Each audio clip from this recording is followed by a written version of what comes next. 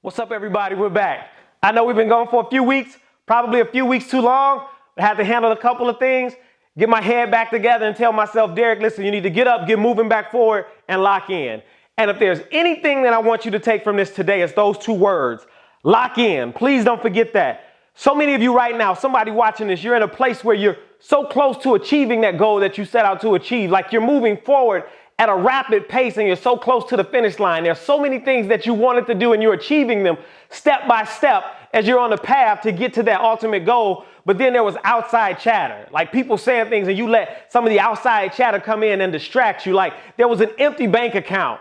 Like there was an overdue bill. I get it. Like there was sickness that hit the family. There was some pain, like you lost friends or death like hit the family. You lost a family member. And I get it. I know what it feels like. Trust me. I know what it feels like to be in a situation where everything around you is spinning out of control and you feel helpless. Like it's that one thing that you want to change and it's out of your hands. It's out of your control and you can't fix it. And I want to challenge you still to lock in. Like I get it when things are taken away from you. It does not change. Listen, all of those challenges that I just addressed, they can happen and you can be in pain. You can cry. You can be hurt. It's okay. But it does not change the fact that you were placed here with a purpose and you were on your way to achieving something that you set out to achieve.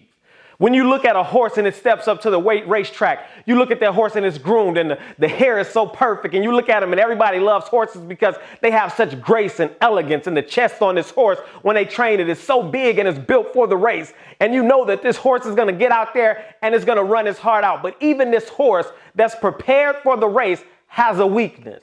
And the weakness on this horse is its vision, because a horse does not look and see like a human. A horse can see everything that's around it almost behind it. And so when they get this horse ready for this race, they have to put what they call blinkers or blinders on the horse because it gets too easily distracted by what's going on around it, even sometimes behind it. And so they need to put the blinders on to get the horse to move forward to the destination that the jockey wants it to move to, and they need him to get there in the shortest time possible. So many of us have been distracted by those things that are outside of us, that are beyond our control. Everybody's talking about haters. Like, listen, if somebody's hating on you, more than likely they're either beside you or they're behind you. If somebody's more successful than you, they don't even have time to be hating on you. I want you to get your mind off of that hater mentality and take that energy that you've been putting into proving haters wrong. I want you to take that because there are enough people that love you, enough people that believe in you, and enough people that support you. And I want you to take that energy and use it on making them proud and proving them right. And guess what? By default, you prove your haters wrong. Get off of that proving my haters wrong mentality, because sometimes it puts you in a negative place. And this horse, listen, has a blind spot. The horse, even though they put blinders on it and it can see around it and almost behind it, the blind spot on this wonderful horse is right down the center of its nose.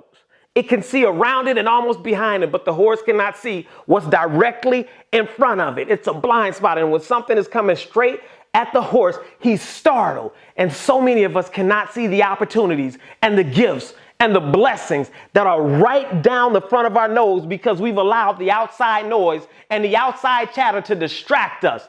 I know what the pain feels like. And you want to quit and you want to stop and you want to focus on other things and you want to try to change and help the situation. But if you give up right now and you stop moving towards what it is that you've always wanted, you begin to put yourself in a position to live in what if. And if you live in what if, it's a very painful place to live. And once you begin to live in what if, you live there forever. And living in what if is not a good place to be. And if you lock in on what it is that you're trying to do, it prevents you from living in what if. I want you to remember what it is that made you start this when you feel like quitting because of those outside pressures. I want you to remember what success looked like when you initially envisioned this. What did it look like and what kind of feeling came over you when you saw yourself achieving that goal or becoming successful in that goal that you wanted to do? How did it feel? I want you to remember what it looked like. I want you to ask yourself, why did I start? Is it more important than why I'm quitting?